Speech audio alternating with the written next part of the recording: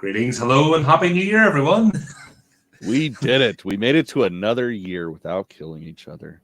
Yeah, and nobody will be surprised. We're a bit late because a few technical difficulties. Nobody watches of this show course. surprised. Surprised in the slightest. Yeah, at least with this, hopefully all the technical difficulties we got out before we got on. So, fingers crossed. Oh, always nice.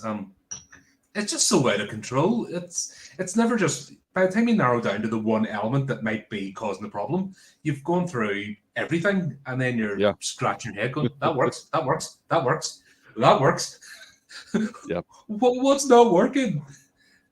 Now it's usually switching on and off again. Like you're switching every bit on and off again. That's exactly what it was. Just taking out the new card, putting in the old one, and restarting the son of a bitch. It's so fucking stupid.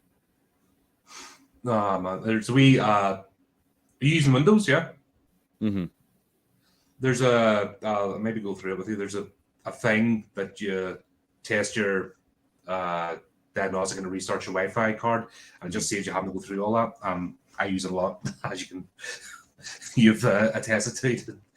Well, the thing is, like I did, and it was showing like all the networks and stuff, but for some reason, like just this new adapter, which is like 10 times faster than the card that I'm using right now, or the adapter that I'm using right now, and it would not fucking connect. It's the dumbest fucking thing.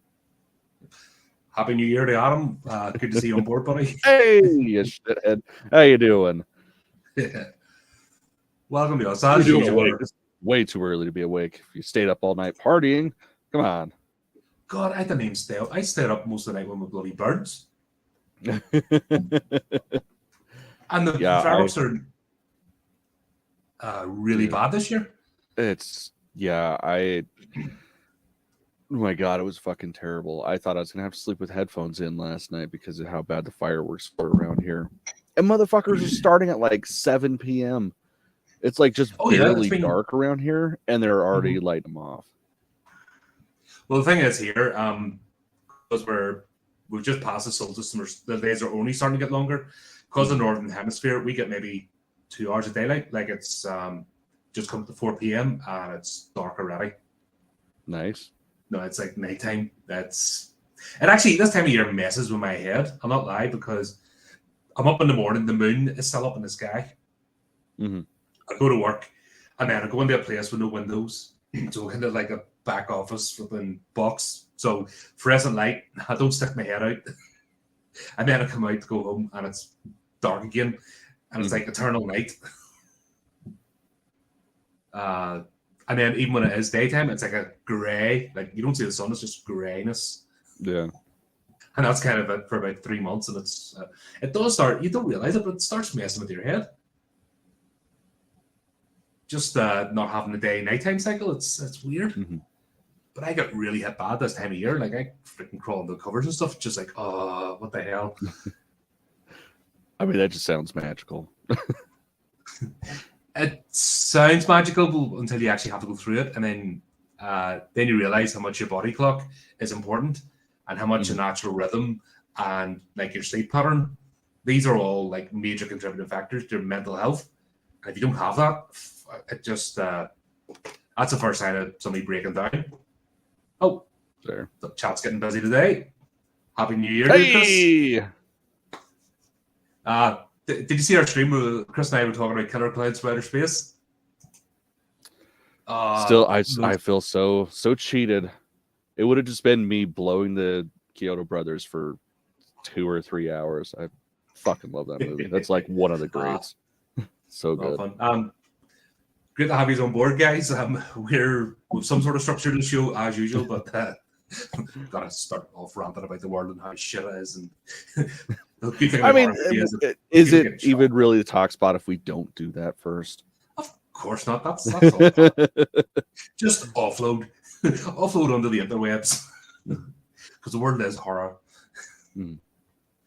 I don't know, man. Like we were just saying before we went live, here's hoping that things are going to get a bit better in this year, because last year was terrible. Even never mind what's going on in the world, like politically, war, fucking people yapping all the time.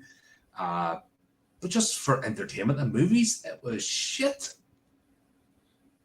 Yes and no. I mean, we did get a fuck ton of new horror movies and like big release horror movies. They might not have all been good, but we got them, and I mean that's only a good thing. That's because horror studios are going to realize, oh yeah, no, this shit's big. This is our big money maker, so maybe we'll produce more of this stuff. Yeah, because every other franchises fall apart, and the freaking companies are in debt. I was just watching a thing there before you come on about stock share prices of certain companies, and it's like, dickheads. Even the Forbes is telling them to sell, and it's like, that's never good. Oh yeah, the spacesuit theory. Oh, the killer clouds. Yeah, I haven't listened to it yet, so yes, I do need to hear this. You need to get on that, and we had a lot of fun. Yeah, and that's what's important. Even if the world's going to rat shit, you need escapism.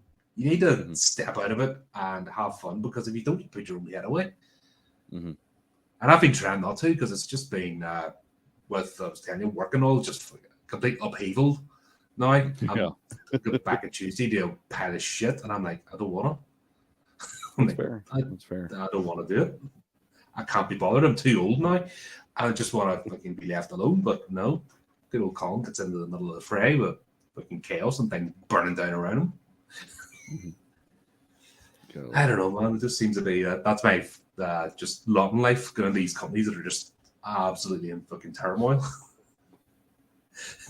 Well, yeah, they need somebody to wipe their ass, and then you show up, and they're like, "Hey, this guy looks like he's got a pretty decent, steady hand." And then they don't like the way I do it, because I try to teach them how to do it themselves. I prefer to wallow in self-loathing and inferiority, but each their own. Hey, we've all how do we go? We've all how do we go with that? That was me last night. Actually, I was just going, what the hell? This is shit. Yeah. Like I said, the friggin' fabrics that make pretty birds is absolutely scared shitless. And my two are sassy. You know, my two birds are just sassy. They don't care. They like go and shout the word. They were screaming at seagulls earlier, like, come on then. Like, you'd be a snack. Friggin', you'd be a snack to those. What are you doing? And he's like, come on. Yeah, that's because there's a glass window between you and you're all brave. Shit. Fuck yeah. I mean, that just kind of sums up the world in general. Yeah, you get behind a keyboard. Oh, the best. Then it's some wee pipsqueak if you ever meet them in person, they run away from you. Yeah, it was an interesting year though, I have to say. Movies wise, obviously we've talked about some of the massive failures, but it was weird. Not just the fact that the movies coming out, but the way they come out. That's what really got to me. The whole distribution side of things is completely tits up. Yeah, and I don't get it either, too, because like movie theaters across the country, even like the big chain ones, are like dying. And it's like, why wouldn't now that restrictions are up and stuff, like why wouldn't you push so hard to get movies on screens? Because I mean, most of them they're just fucking Blu-rays. You throw a Blu-ray in a bubble wrapper and send it somewhere and make money. Like, it just blows my mind. And especially, it's not like back in the 80s. If you remember, like even the video stores, like those VHS tapes, they were under license. So you couldn't sell them because the video store were getting major penalties. So they were treated, as if they were gold bricks. But we're not like that anymore. When you could first start buying them, they were like gold bricks. Yeah, like $100 fucking. Oh yeah, to get an X rental VHS when it first came out, it was absolutely ridiculous. But that's why the whole rental model worked.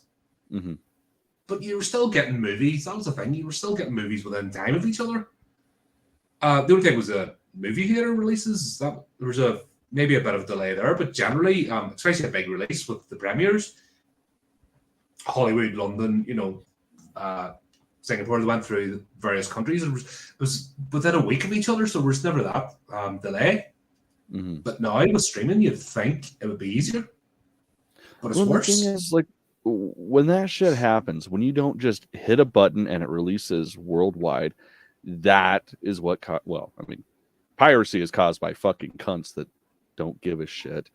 But aside from that, Like that's one of the biggest contributing factors to piracy is not having accessibility. Like there's no fucking reason why something digitally can't come out worldwide, because all these companies work together anyways, so it makes fucking sense. They have their legal shit sorted out. They have their subsidiaries, and it's easier now than ever. Mm-hmm. And it's got worse. And it kind of shows the direction. The people that have got into the entertainment industry, I know a lot of them were already there, but there's definitely an absolute clan of grifters that have cemented themselves in the entertainment industry, and they don't have the talent, they don't have the capability, and not even front-facing in terms of acting, but in the background, they don't have it. And they're shit, and they couldn't friggin' run a piss up in a brewery. And they've completely, and this is, how many times have we tried to coordinate to discuss a movie? Even this one we're about to talk about, trying to get coordinate with the release date was impossible. Yeah. So just, and the temptation for me, obviously, would be to resort to, say, piracy, but fuck that. You know, there's other people that rely on the movie industry. There's countries where they shoot that's their only source of income, major income. That's what keeps some countries alive, like Estonia, where else? Like some of the Eastern European countries that are used for locations. That's that particular town or village's main income. And we're not just talking about actors and actresses. We're talking about catering people, drivers, the full crew, technical crowds, the carpenters. They're all trades that get that boost whenever a movie comes to town. So to give to a bunch of dickheads who are just sticking it all in their pocket and taking away from those guys, the low-level guys, I don't think that's right. And that's how, you know, I mean, if you truly care about the world, never mind chanting your slogans, think about how things work. I know I've hurt a lot of people's brains, especially when you get blue hair. It seems to be, like, when you dye your hair blue, it seems to like rinse your fucking brain out. And you pick up a fucking banner that seems to like waft away, you know, when you're waving it, it just wafts the rest of your brain out your ear. But think about how things work. And this year with the fucking movie industry, it hasn't worked at all, and it's ridiculous. Yeah. What was it I was talking? It was the Hellraiser release. Remember, I was telling you about the people in the group. You know, I was looking at a horror group, and it was just somebody was talking about it. Like, people just openly, no, I don't bet. I BitTorrent it, have done for years, never will, and yet they're the most vocal people. And you're like, all right, so of course. you claim to support something, you claim to be a fan, but you won't stick your hand in your pocket to help that fandom, that franchise move ahead. Yeah, like, no, you're not a fan. You're just a cunt. Yeah, and you're the one that will laud changes or changes the lore that the actual fandom who do pay money, they're the ones that the friggin' execs listen to. Yeah, unfortunately. Yeah, it was lacking, and I did a full deep dive. I still haven't seen it. Yeah, I haven't found the time. You'll neither hate it, you'll neither love it or hate it. You'll just kind of be like, oh, okay. You know what? Sometimes that's not a bad thing. I sometimes just right in the middle ground, but there's some images to turn my brain off. I like that. Yeah, I just with that front, Hellraiser's been kicked in the balls. It really has. Times. Yeah. And they don't want to actually deal with the material. And once again, for the flag ravers, the actual material is perfect for all the colors of your little flag that you want to wave. Your fucking alphabetic spaghetti shit. But you don't want to deal with it actually there in front of you. You want it tokenized. You want it fucking watered down. You want it fucking that's the shit that sterilized. Gets me. Like, especially with like Clive Barker's work. Like, I don't even have to say anything. Anybody that understands Clive Barker's works understands like that's something that with this fucking cultural shift that we're dealing with, like that should be championed and pushed out front. Like fucking look at fucking Nightbreed, for fuck's sake. I mean, I know I get in an argument with my wife all the time over it, but like that is a movie about coming out. He stated that. So when the actual creator states that, where's the argument? Yeah, that's like, why isn't shit like that championed? It's fucking dumb. No, but the fucking water. That's what I said. These people, but the ones champion and say they're an ally in this, they'll not put their hand in their pocket, and they'll not put fucking people in work, and they'll not give them a job. And guess what's more important than anything is a fucking roof over your head, food on the table, and a chance of a future for you and your family, whatever shape that family might take.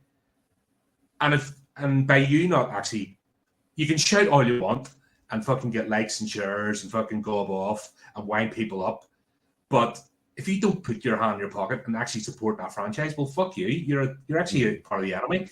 The fucking alt-right Nazi, the fucking demon behind the bush, and we've all seen that before, who actually would put their hand in their pocket and watch it and make comment on it, and then you put them off, actually put their hand in their pocket, you're doing doubly the work that no religious fanatic could ever hope to change. Do you know what I mean? You're burning down the very franchise that your enemies. Let's be honest, most people just want a good freaking movie or a TV show or a book. Most people work. Most people fucking knock their pan in, and that's a bit of escapism, whatever form it might take. And the fucking arseholes that are parroting like mad, and we've went on many rants about fucking parroting. You're a dick, and you're actually part of the problem. And you can call people whatever you want, but you're actually the enemy, and you're actually against the franchise, because if you won't actually physically support it, if you don't have either legitimately rented it, went to the theater to see it, or if you don't have the physical copy in your hand, well, fuck you, and your opinion is invalid. Mm-hmm. That's just where I am with this.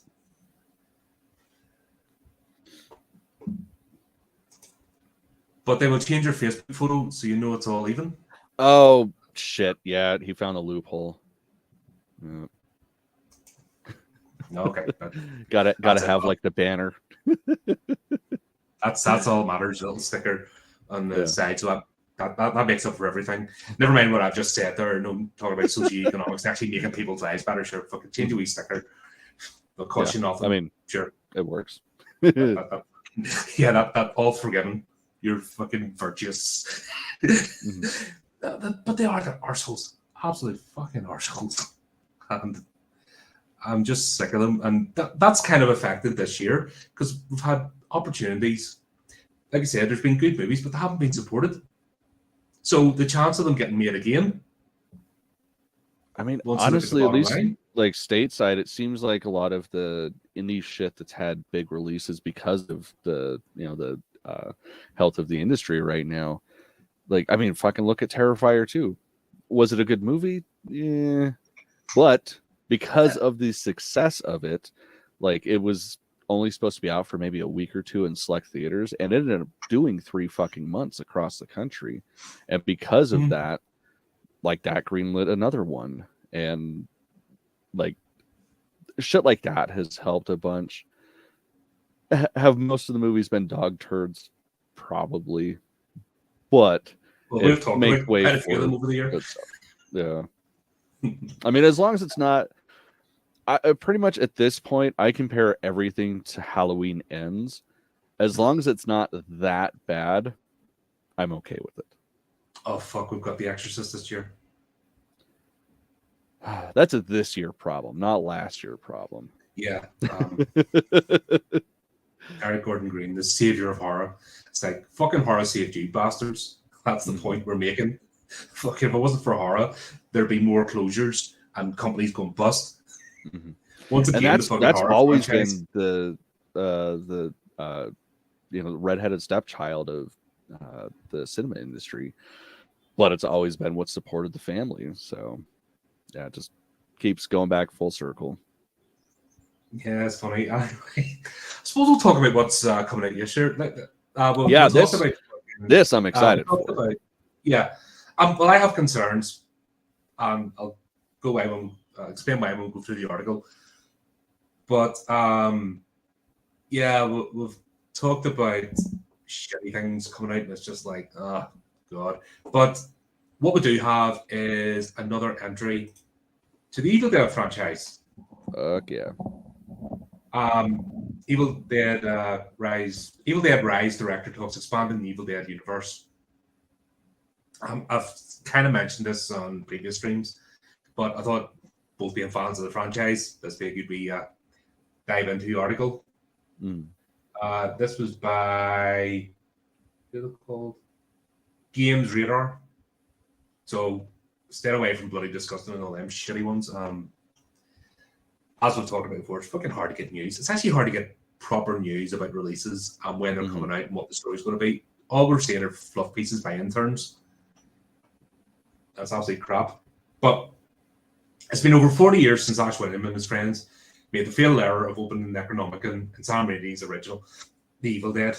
The demonic Deadites have proved more than resilient than their peers, and the infamous list of 80s video nasties, and now they're set for a Los Angeles-based comeback titled Evil Dead Rise.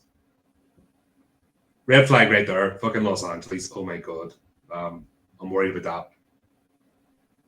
Because that's a place where they want to be making movies in that fucking postcode area. I don't know. I'm interested because it's like when people properly utilize LA as a background character, it can be awesome.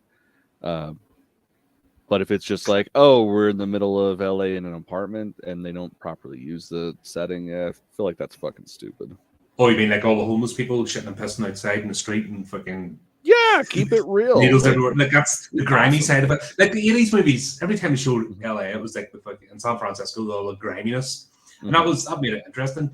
Yeah, exactly. Like if they lean into it like that, that'll be awesome. But if it's just clean cut and shit, that's boring. You could do that anywhere. Yeah. There is no Ash in this story, and there's no cabin in the woods, and there are two iconic elements of what Evil Dead is. Now, we had a reboot produced by amazing Bruce Campbell, and we had introduced a new set of characters. What happened to it? That's my question. Where'd that story go? Yeah, I don't get it because it did well, and everybody seemed to appreciate it. I mean, of course, there's a lot of grumpy people like, oh, making Ash a girl. It's like, no, motherfucker, it's a different character. Yeah, it wasn't she wasn't Ashley Williams. She was a brand new character, and it made sense for that particular cabin to have been passed on or sold or just exists. They came across it. That made sense. We reviewed it, and that's one of the movies we actually agreed on and enjoyed. Yeah. Despite having the baggage of, oh fuck, here we go, another gender swap. Oh, here we go. Taking that in mind, it scares me. Evil Dead's an amazing franchise. Yeah, please don't ruin it. Like everywhere. It's like I'm trying to be optimistic about it. Yeah. And I can understand the Necronomicon, and I'll draw a comparison, and you can tell me what you think. But we'll go through the article anyway. It still needed to maintain some of the claustrophobia, it continues, and that translated really well from the cabin into an urban environment. This is about a family in a rundown building stuck in their apartment, so it follows the same rhythm, but puts it in a more contemporary space.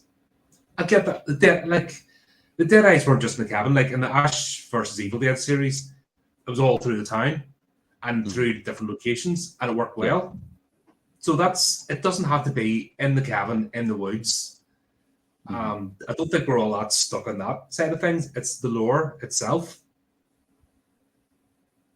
There is no cabin in the woods in the latest Evil Dead movie, Cronin. And this is the bit where I have my concerns. Cronin, who caught Raimi's eyes with the 2019 horror, The Hole in the Ground, is a lifelong fan of the franchise. Now, this is about style. I watched The Hole in the Ground and reviewed it. Stylistically, it's completely different to Raimi. And I don't know, because the whole thing to me, tell me if you agree or not, with the Evil Dead franchise, is not just the horror of the Deadites, but the humor. That's what makes it what it is. And the fact that the Deadites are aware and want to mess with you. They're having fun, and that comes across. Well, plus, like, the way it's shot, too, like, visually, it's like, even with the remake, you still get those classic Raimi Brothers shots of, like, the camera just way too low to the ground, going fast as shit as a POV shot. So, I mean, Gotta have that kind of shit in it. Yeah, The Hole in the Ground was, well, a decent flick of its own. Is your generic Conjuring. It's that sort of cinematography. It's that sort of atmosphere. Mm-hmm.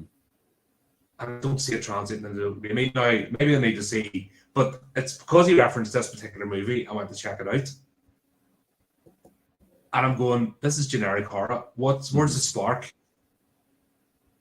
Where's the comedy? If he had maybe mentioned 2 movies, like a comedy as well, he showed how he brings them together. So my concern is this is going to be like super serious, dark, gritty, generic horror. Mm-hmm. And it's not going to be Evil Dead. And it's this particular sentence that's made me worry about that. I think you haven't seen The Hole in the Ground. No, I haven't.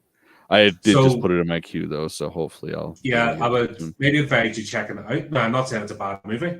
Mm-hmm. That's I mean, just looking at the log line, it looks pretty damn decent. It's actually a decent movie.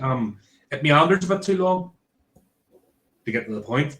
Mm-hmm. Which seems to be like from 2017 onwards, they're starting to move into the long format, like the thinking horror movie, like they're 2 hours plus long, and they're moving away from the short, sharp shock of horror and get to the point. So they're kind of dragging them out. God, what did I watch? I watched one reviewed one a couple of nights ago, and I was like, "Did you get to the end of this already? You bloody hurry up!" I was switching off towards the end because they're just dragging out. Oh, sorry, we're going to talk about that actually. Sorry, I'm jumping ahead. It was taking its time. But yeah, I don't see how his style is going to fit in with the Raimi universe unless Raimi's going to be involved as an advisor. Which I would imagine it'd have him and Campbell on board. They would need to be in the background because if they leave Cronin just to do what he's going to do, I don't see it working. Mm-hmm. Now, you've seen Nazi, Drag Me to Hell. Mm-hmm. Could that or could that not be inserted into the Evil Dead universe? I mean, it's part of the Raimi verse, so it could be. But yeah, I mean, like that. Oh my god, that was the funniest thing. Like seeing that shit in theaters opening weekend, you could tell who was there because it was a Raimi movie and who was there because it was a new movie. Mm-hmm. Like, especially like the goat scene.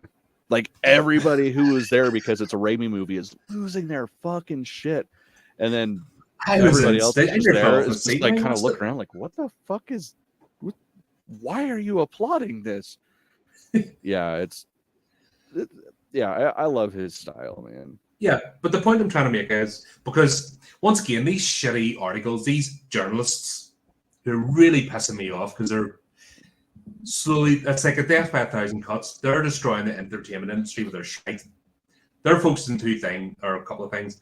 Ash Williams, right? He's obviously getting on a bit, and he's already said himself, he's, after Ash versus Evil Dead, he's like struggling, which is fair enough because it's working on a TV show or a movie is hard work physically when you're doing just like a movie involves physicality.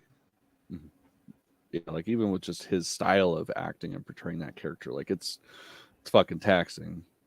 Yeah, and it annoys me that people want to drag like Robert Englund out of the fucking, back into the screen and beat him till he's actually dead. It's like, oh, it's not the same. Or Doug Bradley, it's like, fucking give the guys a break. They're fucking pushing 70.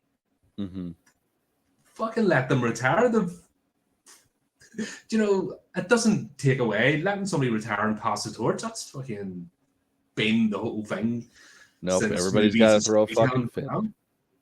But these people will literally thrash someone to death until they fucking expire, and to me that's mental. Mm-hmm. Expecting that of someone is just fucking you're fucking tapped in the head. If that's what you want, is to drag someone out that can get no more. Like, you're not a fan, you're a fucking lunatic. Mm-hmm. But Drag Me to Hell didn't have Ash Williams. It didn't have the Cabin in the Woods. And guess what? That was a brilliant movie. A lot of fun. All it needed was a few tweaks and the Necronomicon introduced, and that would have been another Evil Dead movie. And when Right. any It was almost like the crossover of Evil Dead and Thinner. Yeah, you just throw in you just throw in a pie and the Necronomicon, and there you go. It's a pie sitting on top of the Necronomicon. Yeah, and that's why she got cursed. Yeah, because she got it dirty, and she didn't give it a slice. But yeah, I'm just sick and tired of the straw man, the argument of alt-right Estophobes. I was like, fuck off. If the story's told right, we don't care. We never have, and especially about the horror genre. But don't give a shit.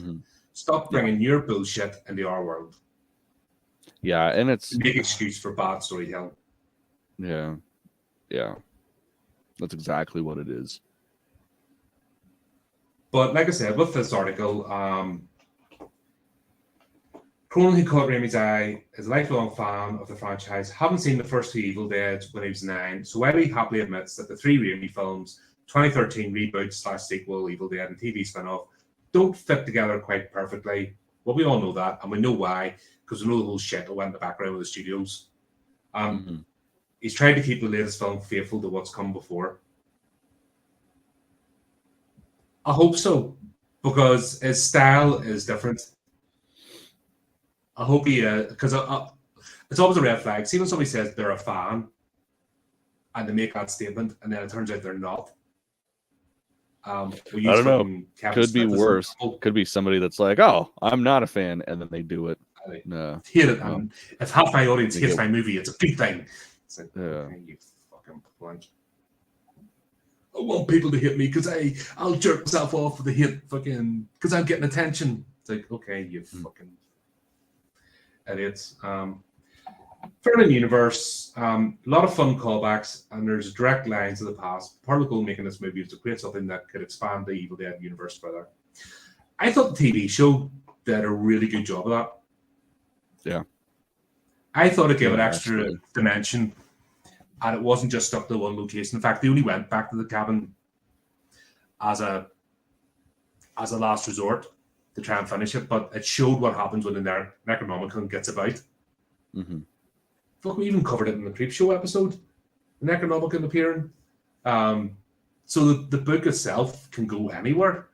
Yeah. But as long as I just hope he understands and he can translate the style. There's one thing being a fan of something, but can you replicate that style? And what he's shown me so far in terms of that movie, I'm not seeing it. I can see one aspect of it, but if he tries to make it into a super serious horror, and if he can't do comedy, and comedy's not easy to do. Well, I don't know, man. Comedy and horror, like all the same principles to get a good scare are what you would use to get a good laugh. So it's like, as long as he goes into it understanding, hey, it's the same beats, just how you play it differently, I think it'd be okay. I hope so. I really hope so, because I want to say, I don't want to see Evil Dead get ruined. I really don't. It's one of the purest forms of expression, let's say, of genuine desire to make a good, fun movie, and people have fun while they're doing it, even though like the cast were annihilated the first movie, like they were virtually abused, but they were all on board. Any one of them could have walked away at any time, so they're all committed. That's all I want to see. I want to see people committed to entertaining us. Is that really so much to ask? I think it is. I'll see today. Fucking. Anyway, that's into the future. Let's dive into our releases and talk about the present, or what's just come out. Fuck yeah.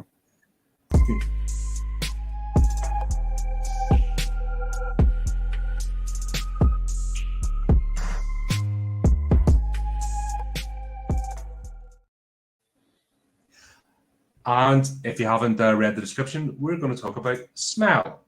Fuck yeah, we are.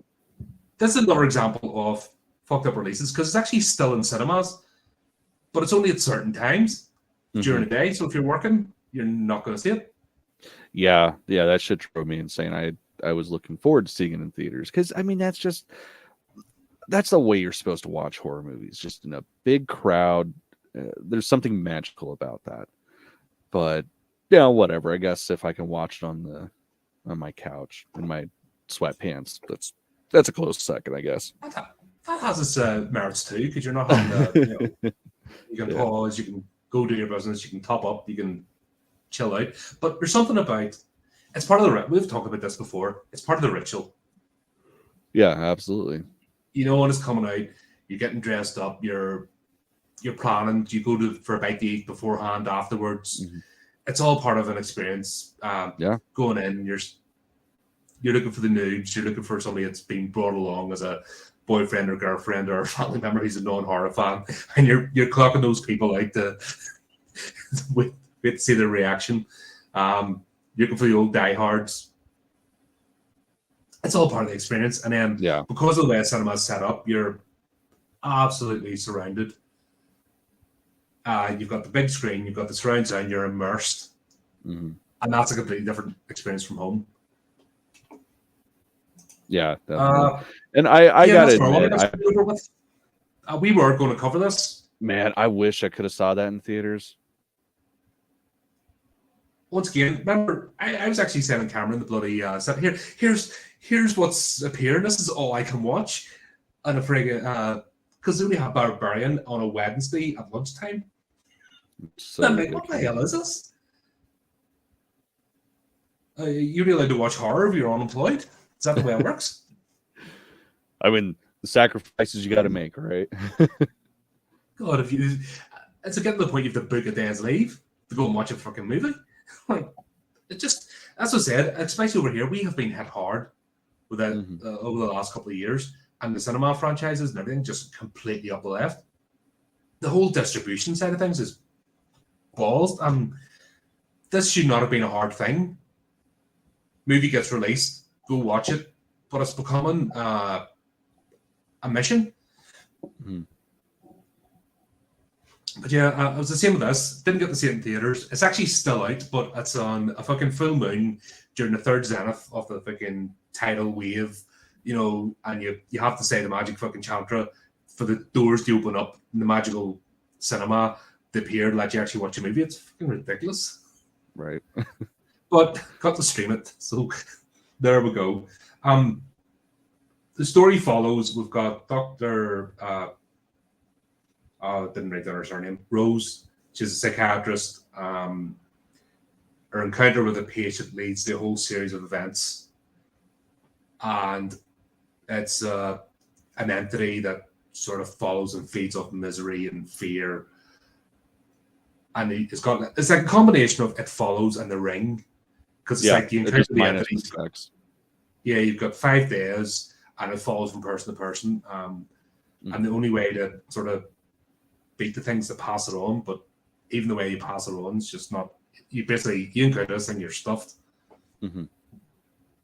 I know it's on the trailer, but the first scene where we see that, I don't think we have this over here. I think like emergency psychiatric wards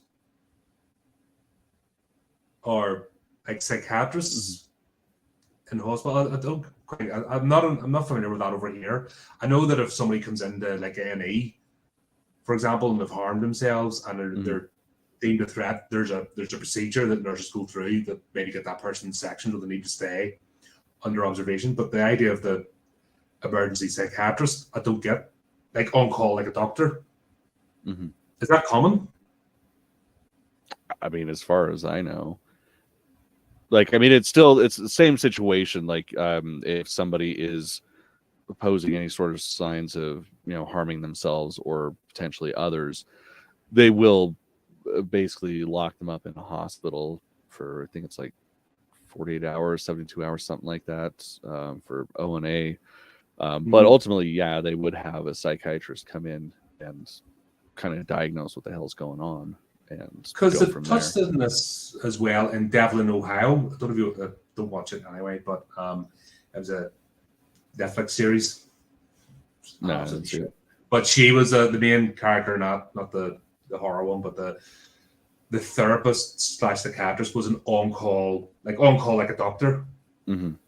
which I didn't think things moved that quickly. Like if somebody was showing harm, they'd be restrained, but then the psychiatrist would do an evaluation the next day. They're more of a 9 to 5, not 24-hour shift sort of thing. Mm. That's a bit I don't get, but it didn't fully Well, take me out of it. it does with not personal experience, but people that I know that have been in situations like that. It is like they'll have people there 24/7. All right, okay. It's a new thing. Like I said, this is the second time I've encountered this scenario. We're talking about basically like an emergency room psychiatrist, which is a new one to me. Well, So I guess we're I'm not just too crazier sure on this how- side of the pond. Yeah, well, that's a given. Yeah. We've had that fucking conversation, and Yeah. like if I had known a few fucking plug holes on a few boats would have solved a lot of problems in the world. But c'est la vie, it is what it is. Mhm. Just here's your job, Corkscrew, fucking Mayflower. Right. Blub, blub, blub, blub, blub. Job done. Fuck, think if the Titanic hadn't landed, there's another bunch of dickheads. At least you were safe from. But yeah, that was interesting. Just that whole scenario, and I'm kind of fascinated because it's something new to me, Mhm. and I don't necessarily equate that with the emergency room hospitals. So how true to life it is, I don't know. So that drew me in. That whole, like I said, second time I encountered it. Mhm. But what did you think of the whole setup, and then the meeting, the session between Rose and Laura Weaver? So admittedly, the first time I saw it, I was a little put off. I don't know. I was telling my wife, I think the first time we watched it, I was just being kind of a fucking poopy pants or something. But initially, I was just like, this is kind of funky. But like watching it a second time and understanding the tone of the movie and how it plays out, like it was fucking perfect. The performance was great, even down to how she gets like essentially possessed. Like it was a great fucking scene. I thought it was powerful. One thing that cinema can't translate, and I think this is a problem with psychological horror. We only see physically what they can produce on screen, but it's the actual beyond scene bit. Mhm. Yeah, that's always the most effective. It's they actually tap it in to the trauma. And I don't think they'll ever be able to produce that on screen. And you have to kind of forgive that, I think, and understand that it's actually tapping into, like, we could be in a room together and your primal fears would be different from mine, but it wouldn't be something that could be necessarily manifested physically. It's like drawn into the psyche. And I don't think we'll get to see how the entity does that, because some of the stuff's goofy, the see in terms of the jump scares and stuff.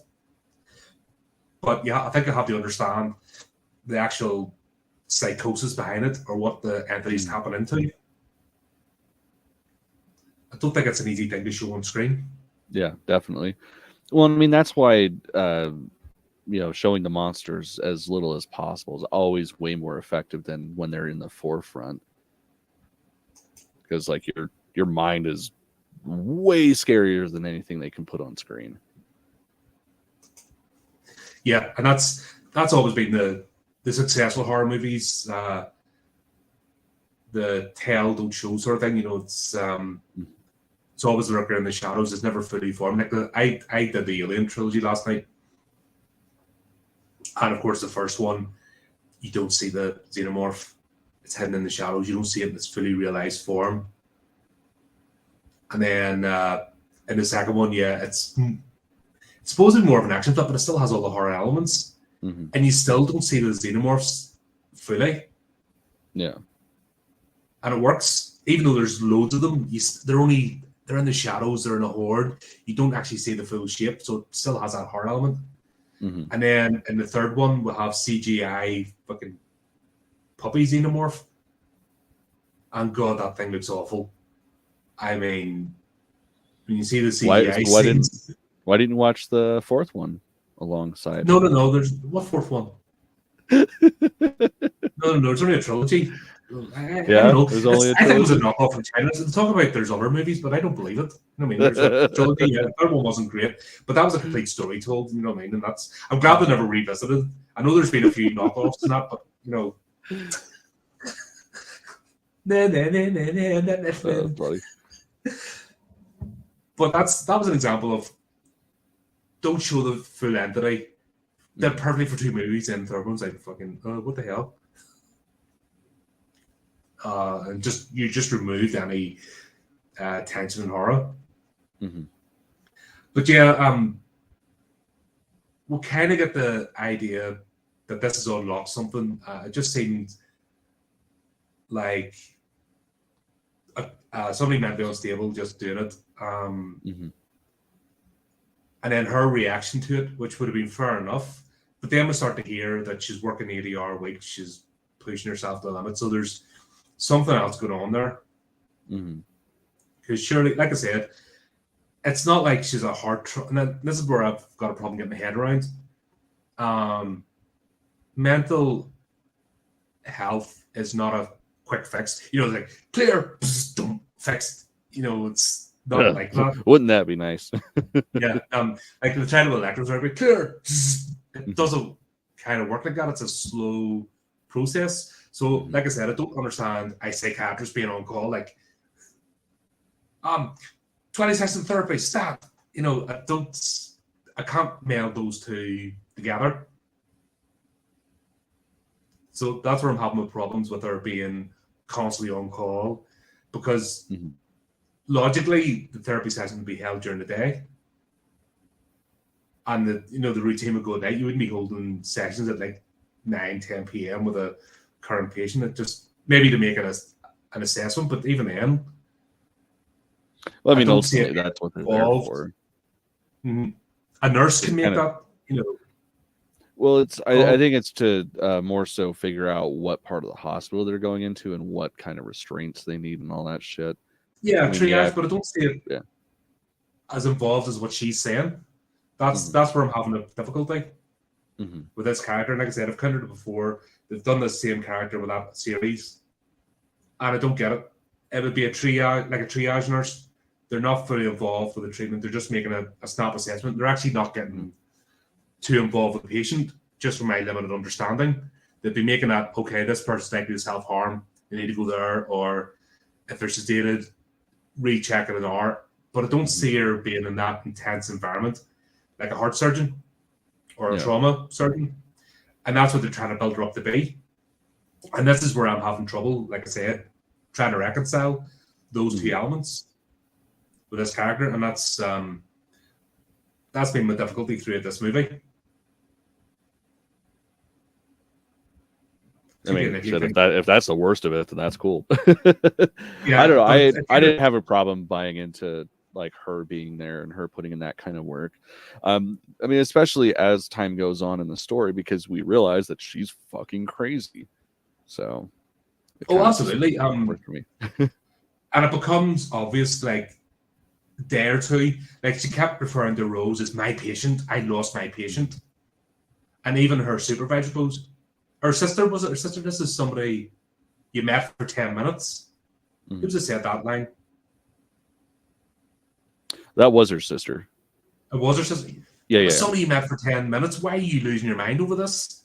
Which I mean, you watch somebody kill themselves. If you don't got the stomach for that, I mean, that's going to fuck you up. So her sister's kind of a cunt. Well, her sister is a cunt, but that's completely, Yeah. The thing is, her sister's a cunt, but then we see why, and you kind of have sympathy for her briefly. Not a likable character, neither is her husband. That's another issue I have. These are not likable characters, which doesn't help. You know what?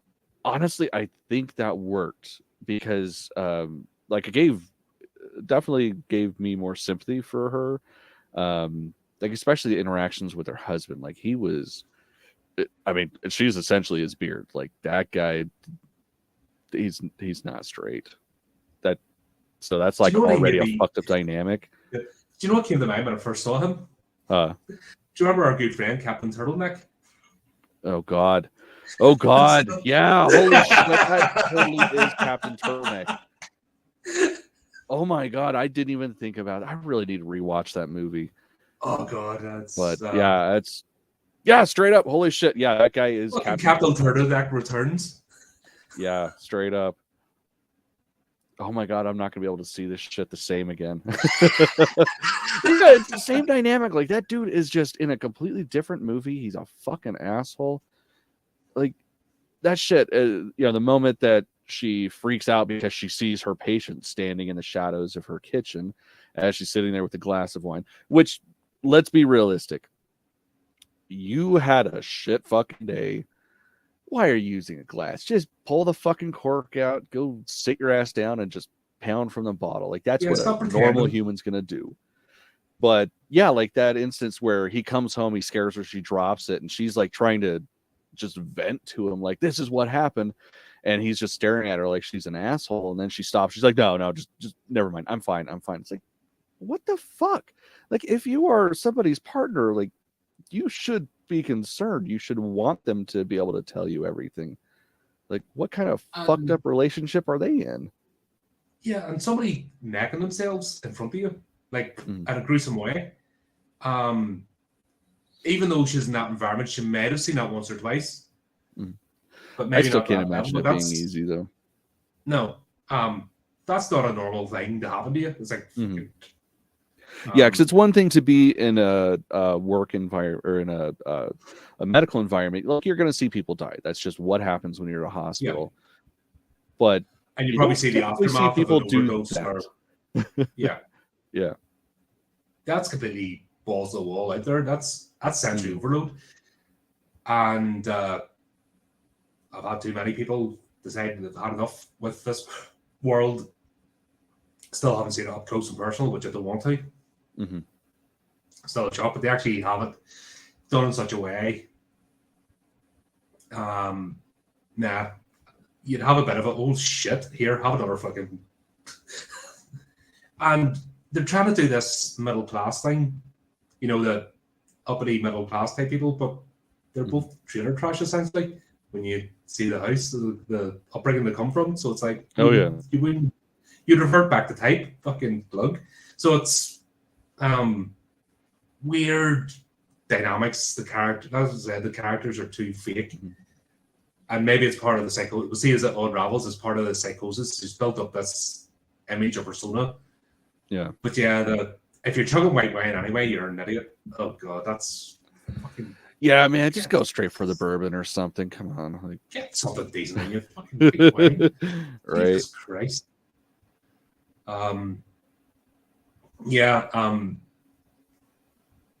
I just didn't feel any. I just felt a coldness and people going through the motions, and then you have no sympathy for the character because you're like, oh God, these are fucking arseholes. Yeah. And that's another thing that puts me off trying to be successful in life. I don't want to be in those circles. I don't want to mix with those people. I can barely stomach them when I have to work with them, but I have no desire to live that lifestyle and be that. If that's what you have to be to be financially successful and be that sort of fucking idiot. No thanks. I'm good. It calls something in me when I see these type of people, the way they live their lives and play it, I'm just disgusted. Fair. But when I see trashy people too, I get the same revulsion. So I don't fit in anywhere. It's just see, I just feel that way when I see people in general. It's just like, ooh, gross.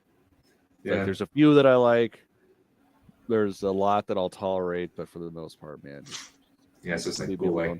Like, I was born to be a hermit in the woods. But that's pretty much it. I can see that. I can go with that too. Just I like my comforts too. So as long as I can build myself comfortably. Yeah. As long as I got running water, electricity, and good internet, just throw me in the middle of the woods. I'll be happy. That'll be it. Of course, we get introduced to Mustache. Yeah, and which we may as well got a fucking billboard out. Yeah, it was. I had a problem with it initially because it's like, oh, obviously they're gonna kill a cat. Why are you introducing a cat? Like, that's the only reason animal is there typically. But And I especially will with football, say, it was so poorly done that it worked perfectly for me. Like, I understand it was supposed to look real. It did not look real. Like, especially the scene with the kid pulling him out of the box. That kid literally had nothing in his hand. And I dug that. But why they gotta kill the animal? Why? I always kill the animal. You're fucking assholes with that. and it's a trope that's been done time and time again. And they already set it up because the way she got the food bowls out 3 times, they're making a big thing. Mm-hmm. So it wasn't just a background character to say that had a cat, especially this big, empty, cold house. Mm-hmm. And the one cat, like you'd have at least 5 cats. Let's be honest, you have that space. Yeah, at the very least. At the very least. So the one singular cat, you know what's going to happen. Mm-hmm. Oh God, just reminds me back that the most horrific scene, it wasn't even gruesome, but there was a Clint Eastwood movie about a serial killer. It wasn't Play Misty for me. It was another one that his families had like all these dogs, like running about and yapping, and freaking killer took them all out. I was like, oh, you bastard. Yeah, I hate it. It's such a lazy fucking trope. Like, oh, this is how we show that this person's evil. No, just show us the person is evil. Like, we'll understand. We'll be able to put 2 and 2 together. You don't have to kill the animals. I mean, with this, I understood because it was like just literally trying to separate her from everything so that it could take her in the end. And spoiler, it's fucking successful, but still, it's like, cat could have just ran away. I'd have been okay with that. Yeah. Yeah, like I said, I've always a problem with that. I just don't like it. It's just, like I said, it's lazy. But at the same time, it didn't work in the sense of this thing's actually taken over her psyche, that she has blackouts and can actually make her carry out actions. Yeah. What did you think of the whole, because this played into the whole family dynamic between Rose and Holly, the sisters, that first dinner date scene? I mean, I believed it. That's how I am with a lot of my family. You just kind of tune out, and then they say something, and it's like, yes, I should acknowledge that they spoke. Yeah, it's fully fucking believable for me. See, I don't even go through the motions. I'm just like, nah. Most of my family don't bother because I've nothing in common with them. Never really had them growing up, so I'm like, yeah, that's it. Apart from the odd cousin or 2, generally, my family don't exist. That's just the way it is. Can't be bothered. Yeah. Don't see the point in giving up your time to spend with someone that you're not invested in. And just that whole dinner, it's like, why is he even bothered at this point? Especially when you're separating yourselves, you have completely different personalities. You don't like each other for a start. That's obvious. Why do they waste time? But it kind of shows, I think, their own lives, that they're empty because the only people they have are each other. Yeah, I feel like people don't appreciate solitude as much as they should. There is this, and I think that's what causes a lot of problems. People can't be comfortable in their own company. And it's those that are reaching out and latch on to people, and even people that are not even remotely close to, they'll latch on them just because they're there. And then that's why you have failed relationships. That's why you have problems. Yeah. And in the moment, they're trying to say that you're everything I want in a friend or partner, but they're not. They're just filling a void, but they don't know how to do it themselves. And this is played out in this movie. Let's be honest. It's like Rose and what do you call him?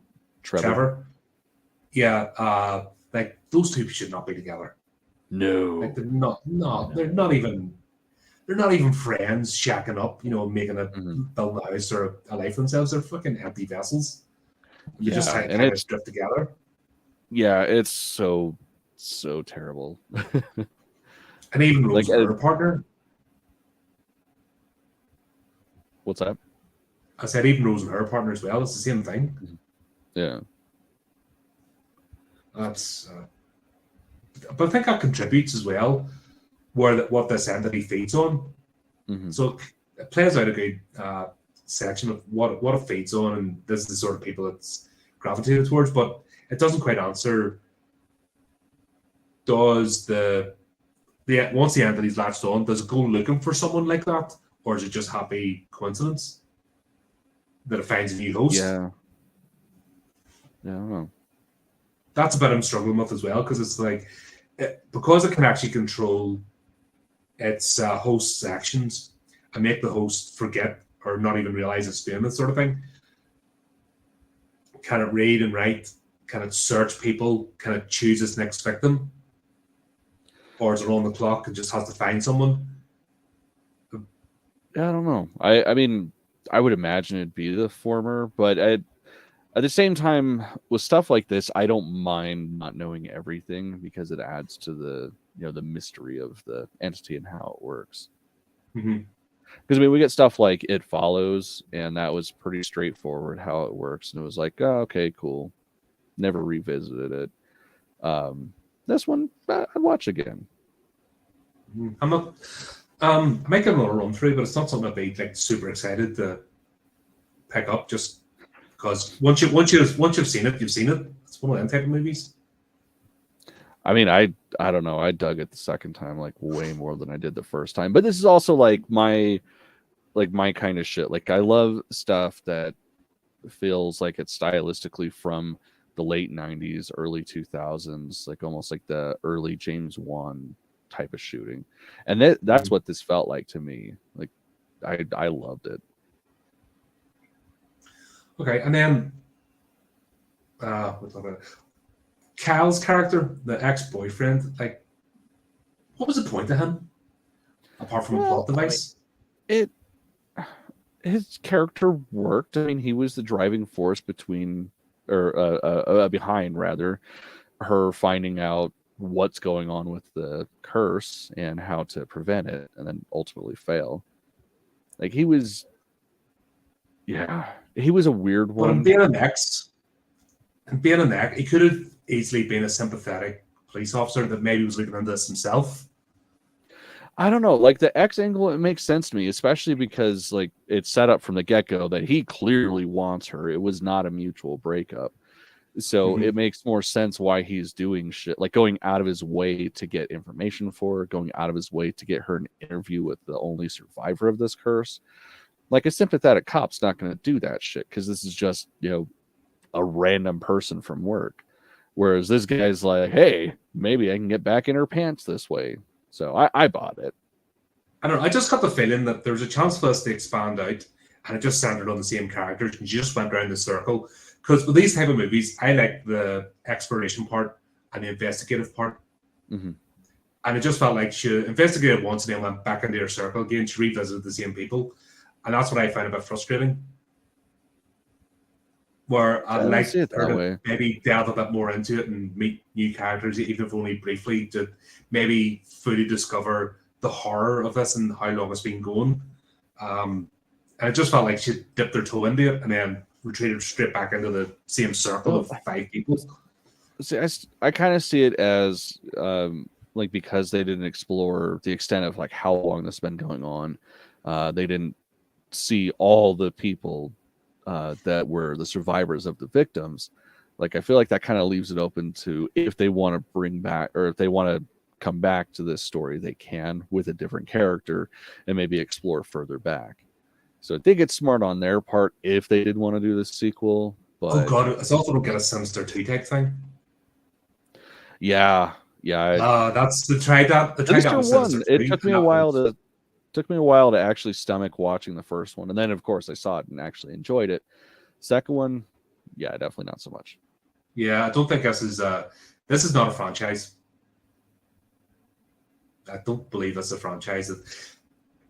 I don't know, man.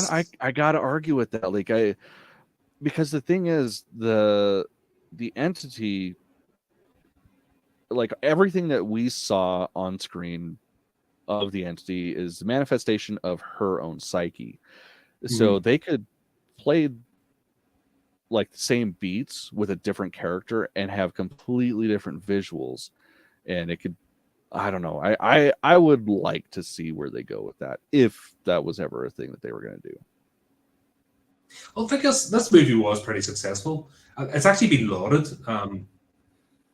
Just where I don't like hype. You know me with hype of movies, it kind of puts me off. But generally, this has been well received. And don't get me wrong, I enjoyed this movie.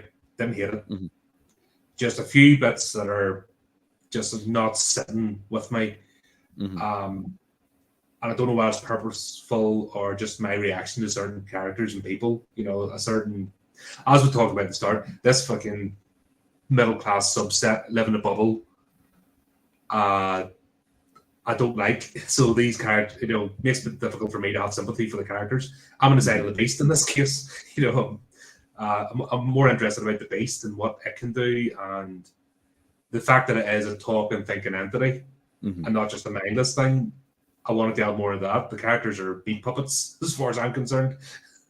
Especially this lot. I They're don't know, man. I fucking- feel like we got that pretty well because, again, it's one of those things where you don't want to see the monster more than you have to because that's what makes it scary. But the fact that anytime she does see the monster prior to like the full blown possession, and like, even that gosh, was it's through her terrifying. lens. Like the scene with the therapist when she's sitting there That going was over the what's best scene going in on. the whole movie. Oh my I'll have God. to say. And it's so funny too because that's a trailer moment, and in the trailer it's like, oh, that doesn't look good.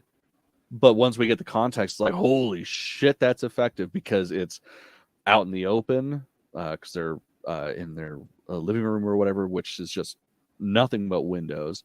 It's the middle of the day, so it's bright as shit. All the colors are vivid. Like, it's the opposite of where you'd want to put a jump scare, so it was so effective. And that's I've talked about this before. That's the best horror. It's done in daylight. Mhm. I don't think a Yeah, lot of it's horror directors understand the that shit will power fuck. of this. Texas Chainsaw Massacre, middle of the day, Mhm. still the most impactful movie of all time, and it still gives people the heebies. Dude, the one that still gets me to this day, like anytime I think of something that like got under my skin, it's the witch in the window. Like, just being in the middle of the fucking day and hanging on it. Again, I'm usually a fan of less is more, but when it gets to a point where it's uncomfortable, like, that's pretty sweet too. Yeah, because we're used to when it gets dark, spooky Mhm. shadows and all that. But if you can pull off horror, sorry, I'm about to cough again. Sorry about that. I can't get rid of this thing. Yeah, middle of the day, you're supposed to be safe. You're not supposed to be harassed. Mhm. And when you get the true horrors happening then, that's fantastic. And it has to be cleverly done. And that's Mhm. props to this movie for doing that scene with the therapist so straight laced until the phone call. Mhm. Brilliant. Definitely my favorite scene in the whole movie, just because of the impactfulness. And even having seen the trailer, still unexpected. Just brilliant the way, because I was invested and I was going along with the scene anyway, and I'd actually forgotten about the trailer. Seeing it still worked. Mhm. The one with her sister running out of the house and the head drooping, that didn't work. It made me laugh. So Yeah, I just I'll what the hell is that? I'll give it a single thumbs up for that one because it made me giggle. Yeah, that might have been the levity of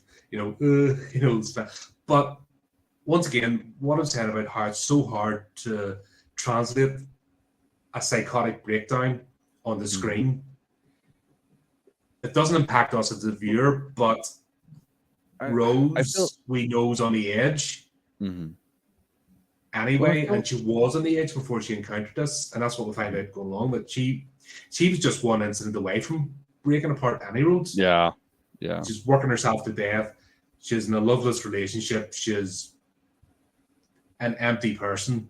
Yeah. Well, and she's constantly battling with the trauma from her childhood, where she watched her mother OD, and of course at the end we find out that mom tried to get her to save her, but she was fucking terrified of her and secretly wanted her dead. Yeah, because it's not right for a child to go through that. Yeah, I mean, the whole backstory as a child that grew up somewhat like that, yeah, I totally get it. Like, not wanting to help. It's like, if they check out, that means I don't have to deal with this anymore. So, yeah, I get it. Yeah, all right, I'm a firm believer in a stable home. Mhm. Irrespective of anything, you close your front door and that should be peace. Not always possible, but still, that should be the mindset. And if somebody's broken and they don't understand that, that's where I've dealt with broken people all my life, through work and voluntary things. Kind of why I'm a cynical little bastard now, because I just see the pattern repeat. And too many people just put a sticking plaster on it and they're coasting for a nice, well-paid job. And they're not actually interested in delving in the bottom of the problem. They want to say nice words. They want to virtue signal. They want to do the things. Like what I said at the start about the actually supporting. If you claim to love a franchise, then put your hand in your fucking pocket and support it. That's worth more than all the virtue signal of the day. And it's the same with this. Mm-hmm. Yeah. We know what the problems are. It's not a hard thing. It's all down to those first years of your life, how you're brought up, can dictate the rest. So we're seeing Rose's character, and we can understand she feels like she's paying some sort of penance, and she's prepared to work herself to death to pay this penance that she feels she has to, taking the burden on her shoulders as, what was she, 11 when this happened? Yeah, I was like 10 or 11. Yeah, what fucking 11-year-old needs to do that shit? And recent experience with an addict is not fun. And it's like, that's not right. What fucking part of your brain doesn't understand you don't get on like this when you're raising a kid? It's fucking... That just gets me. But you can understand, as this gets more revealed, the deep trauma, and then the two sisters. And like I said, I don't understand why they just didn't cut each other out of their lives. Rose went one direction, and Holly went the other. Yeah. And she's playing the middle class soccer mom sort of thing, and that's her role she's found. And the house is filled and noisy with all these people, but it's still an empty house. It's still that. Just all at least her husband kind of understands it, I think, and that's why he's kind of protective. I think he understands more than fucking Mr. Wooden Plank. Oh yeah, well, not only understands but cares. Yeah, like clearly cares. Even though I didn't rate his character, still there's more of a love in that relationship, and I think Holly's done a better job of trying to break the cycle. But yeah, definitely. Why she maintains a relationship with her sister, I don't know, because that's the toxic. I mean, element. that's just called having a family. Like you want to cut them out because they're bad for you, but they're still your family. So it's like, I guess I'll kind of talk to them. Like thing is, I relate so much to this fucking movie that it's like, I wonder when I'm gonna get possessed by something that's gonna make me kill myself. Oh, don't get me wrong, mate. Not too one side of my family in particular is super toxic. One side of my family is super toxic, and honestly, most of them no time for whatsoever. The other side are rough and ready, but they weren't as bad. But I didn't really have much of a opportunity to get to know them. There's a massive age gap for a start. I was a young kid, and they're all in the adulthood, so that didn't help. But there's one side of my family that maybe pass the time of day with. The other side I just wouldn't have anything to do with, and I've cut many of them off. And it's like they're, hello, Colin. I'm like, who the hell are you? Like, there's members of my family would walk past me in the street, and I would not recognize them, and that's a genuine truth. But then again, that's how I'm wired. I burn bridges. That's always been my persona. So maybe I don't understand this. People grasping together for the sake of it. So maybe that's the bit I didn't get from this movie, because I'm like, why are you even still talking to each other? But then that's me going, fucking, I wouldn't bother. Yeah, because you're smart. Yeah. Well, we have seen evidence to the opposite of that in real time. I mean, you win some, you lose some, we have seen contradicting evidence to my intelligence and life choices. But it's all about how you pick yourself up. Yeah, well, that's moving forward. That's all you can do. This is where we might disagree. The uncovering of the mystery itself, was it enough for you, or I feel it was kind of glossed over? like I said, maybe just because I wanted more mystery solving. See, it worked for me because, like, one, it leaves it open to exploring this more, and it not being stale potentially. But two, like, she's also like, she was told from the get-go. I mean, it's not the get-go, but about day 2 or 3, that she has 4 to 7 days. Like, that's the average time span of when somebody witnessed a suicide and then committed suicide.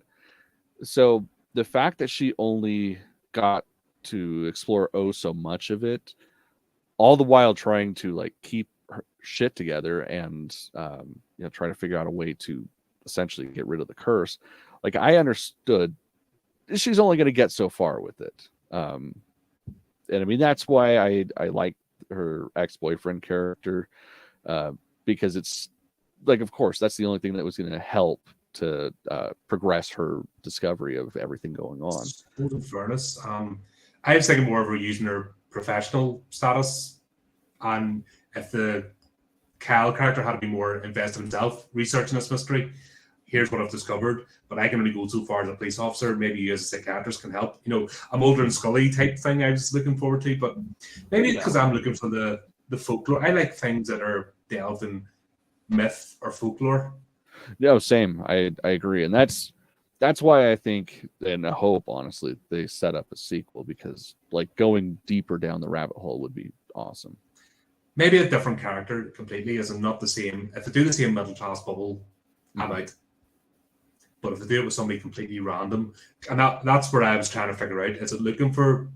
Does it choose its victims, even though it's got a limited time?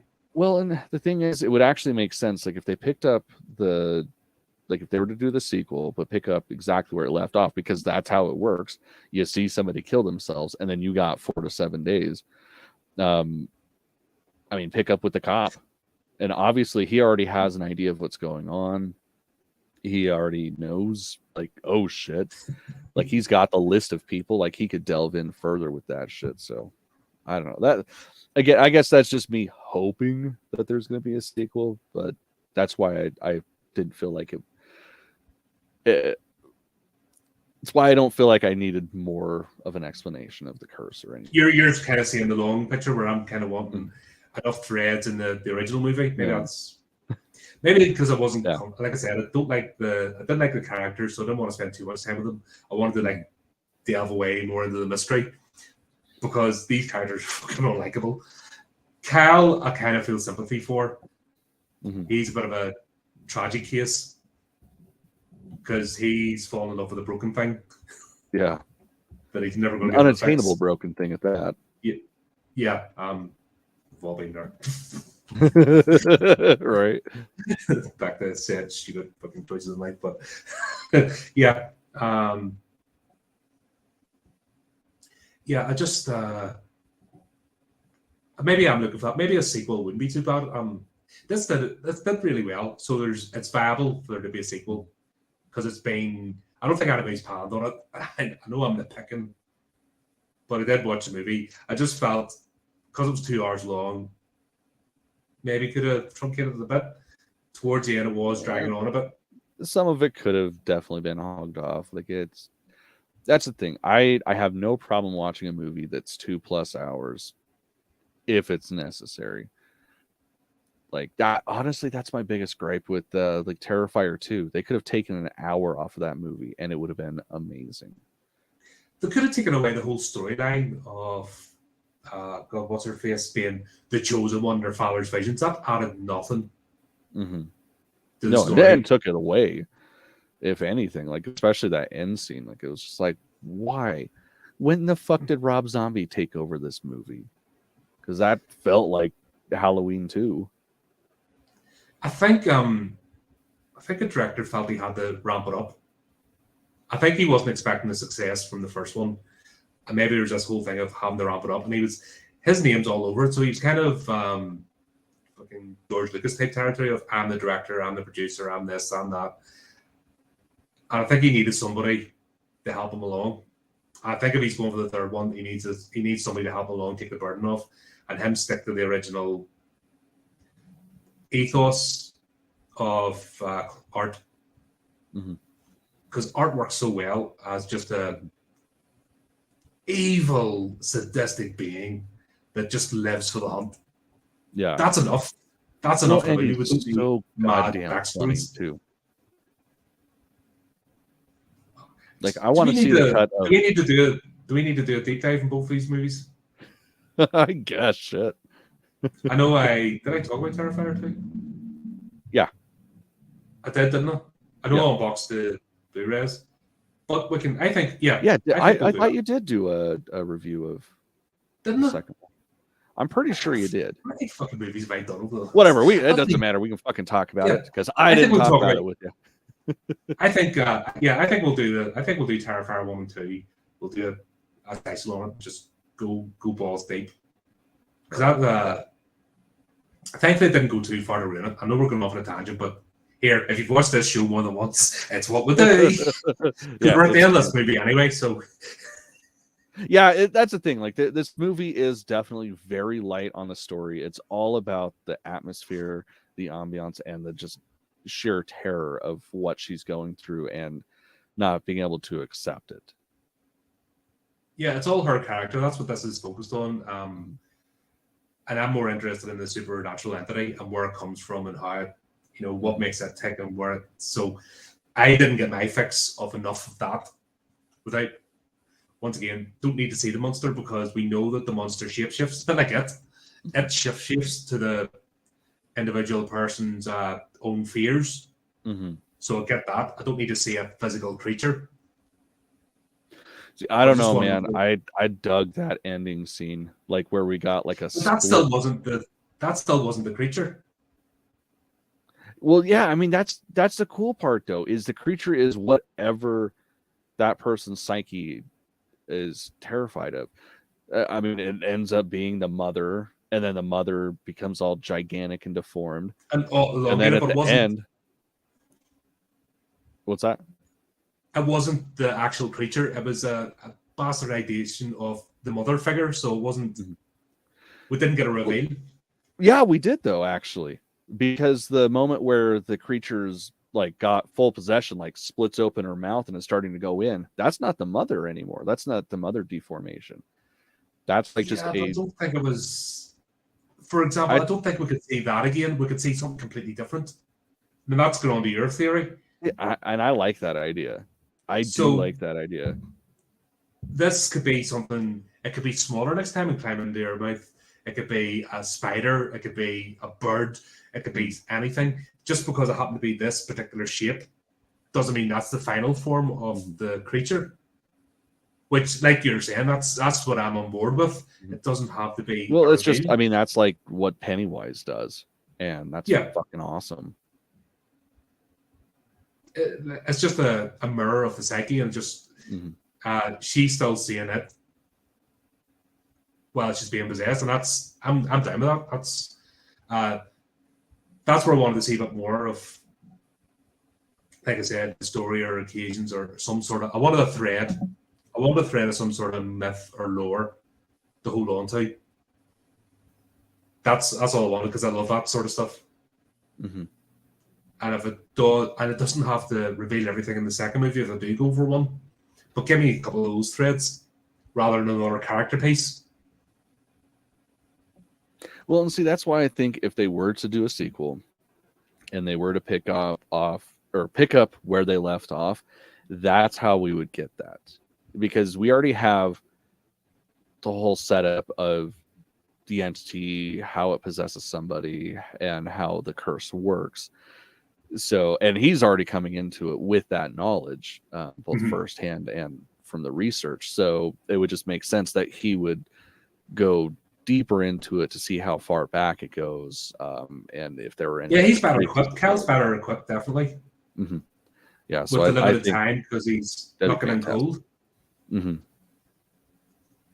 Yeah, that final conversation was decent. That could have been so cheesy, but it actually worked out. And then it reminds me back to the argument. Sorry.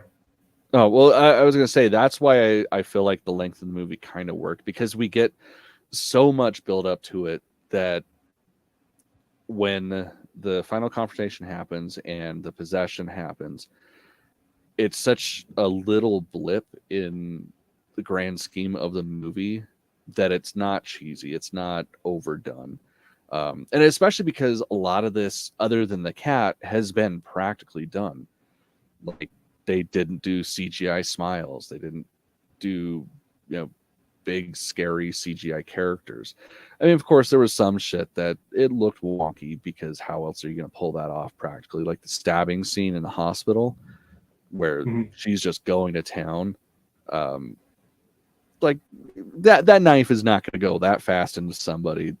No. So of course they had to do that. Catch a knife. Plus, once we find out that was just a hallucination, anyways, that fits well.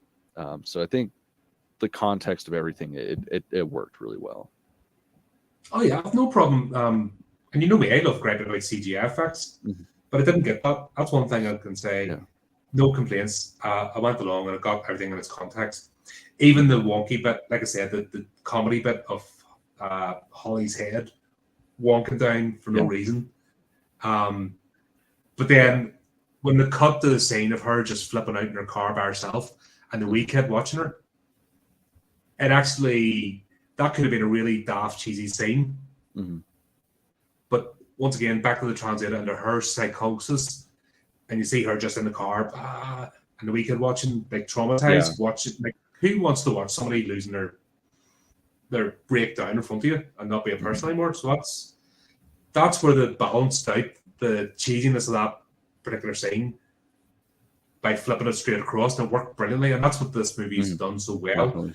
Is where it could have fallen into complete cheesiness and daftness by bringing it back to it's her head. And this is what I'm saying at the start, why it's so difficult to translate psychosis on the screen. Because you don't know what's in somebody else's head. So what might be a trigger for someone could completely not affect you. Yeah. And vice versa. And that's never going to be 100%. You're never going to fully bring that across. But yeah, back to what I said. When you actually see the family home, the fact it's lying there derelict and it's in the middle of nowhere, and then it reminds me back to the argument her and her sister have about selling the home. Maybe that's why they're still in touch, because Holly wants rid of that place, and Rose is holding on to it, and there's no viable reason. Like, you still have to pay property tax, don't you? Yeah. So if that's land abandoned, the property tax still has to be paid. That's one thing I don't understand about a lot of these movies. These old abandoned homes that stay there for years and years, yet they don't get reclaimed because of property tax. It's the same over here with council tax. If you don't pay your council tax, the bailiffs are coming after you. So why do these who's paying this? Right. At what point legally, I know I'm getting into semantics, but it's always been a running problem with the old abandoned house that just lies there. There's no way that's sat there and no attempt is being made to reclaim it. If Rose is paying the property tax in this, then would she not at some point have claim to the house? Yeah. Full claim? Yeah. If Holly doesn't want them to keep it, why is she only paying half? Is she paying half the property tax? I know it's a movie, but it's that practicality that niggles at me. Yeah. There's some way to break that deadlock, and that's the thing. The property tax is stopping this piece of land and house being reclaimed by somebody. But that's just me nitpicking. It's hard not to nitpick shit like that sometimes, because it pops into your head randomly, and it's like that's what you'll pick at. It's like that little bit of hangnail that you just keep going until there's a cut all the way up the side of your arm. Yeah, that's why I need distractions like lore and stuff. That's why I need to be distracted, because when you focus on that, I'm just, if that's all you're giving me to look at, then I'm going in. Yeah, it all worked out. Like, she didn't want to be found, or she wanted to end the curse, but she drove her car right up with her phone and GPS tracking and stuff, so we knew it was setting up for her to be found anyway. But that can easily be explained that she's not, the entity is working against her as much as she's trying to work against it. And with her breakdown, so she wouldn't think, like, drives a car right up to the property. If she was thinking more, she'd have driven the car somewhere else and walked in. But that's kind of explained, I think, with the battle between her and the entity. The entity's trying to work its will too, because it wants to carry on. Yeah. Cal was a good. I think Cal was a good person to bring up at the end, the witnesses. So while I had problems with his character being the ex and stuff, now you've kind of talked me. You've talked me into his value and merits.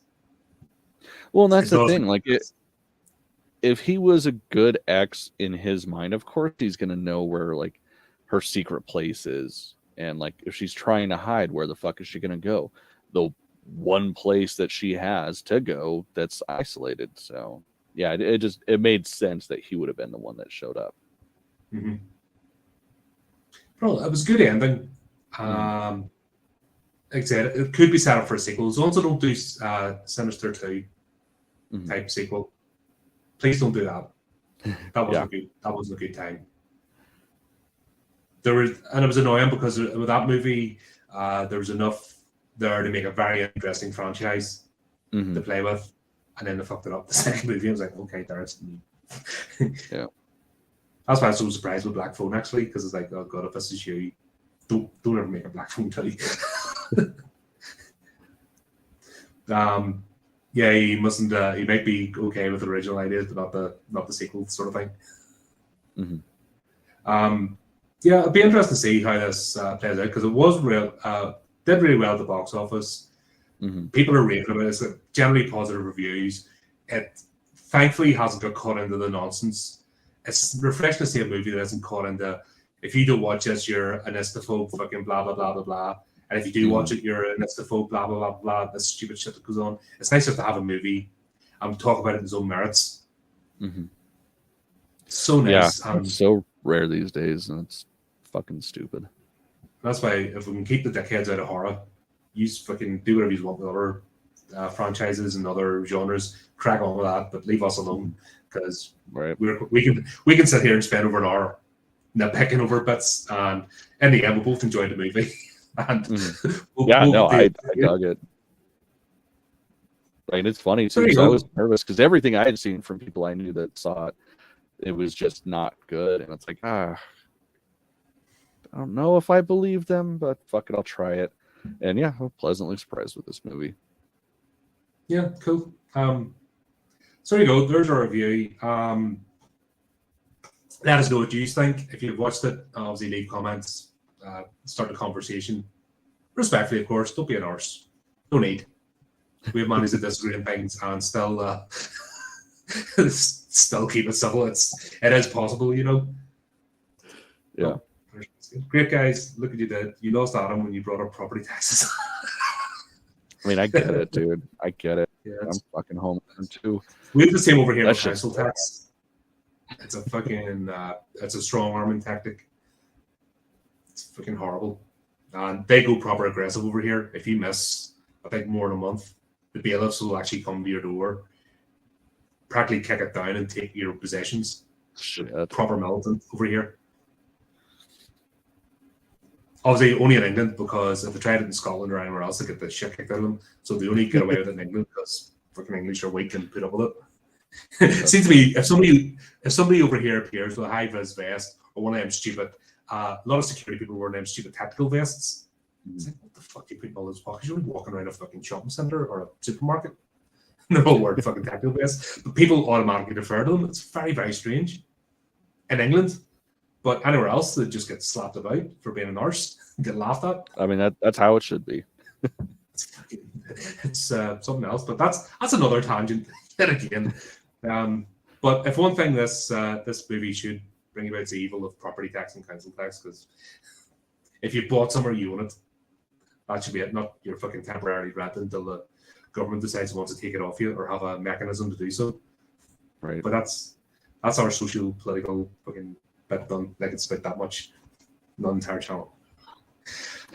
So just like to wrap up, I want to say thanks to our horrific authors. We are nearly at the 100th horrific tale. With about 2 more stories. So if you're an aspiring writer and author, please send in your submissions. Let's get to the 100th. at least, and then we can crack on 2023 with to get to 200. It's entirely possible.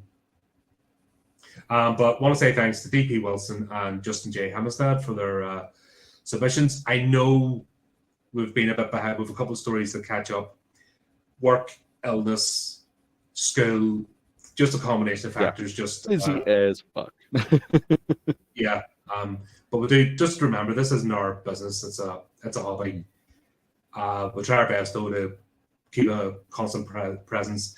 And in the end, the whole point of this is to showcase independent creators as well as talking about mainstream stuff. You know, it's celebration of the genre. That's what we're here for. So as usual, please keep up to date with the channel.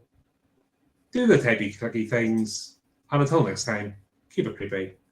Keep it horrific. Horrific.